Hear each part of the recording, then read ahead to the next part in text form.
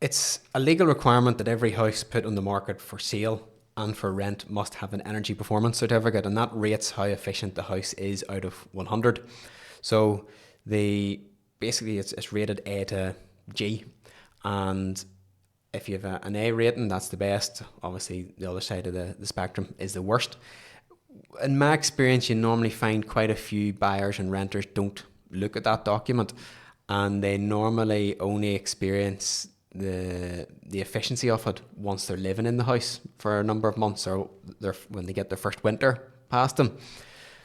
So I know ideally if I was buying a new house, as in a new house to move to, I'd be looking at the energy efficiency rating, and you generally find the newer the house, the higher the rating.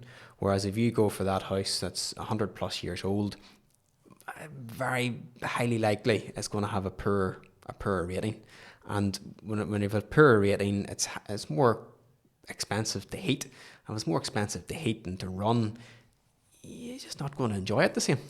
And because I suppose my way of looking at it then is obviously, if we're looking at this in terms of the energy performance rating, a brand new, obviously new build house sitting with an A rating, you're not going to have to do too much to it in terms of the insulation's all there. You might only have to put the gas on an hour, 2 hours a day. Your house heats up, holds the heat. If you're buying a 40-year-old house or a 60-year-old house, or and that rating's maybe down in E or F or whatever, your heating bill's going to be further up. But then obviously, is there certain things that you could look at where you could get insulation put in, or you could buy a coat, a couple of blankets, just for a coat around the house. Maybe have a stove in the house where you just leave it on all the time.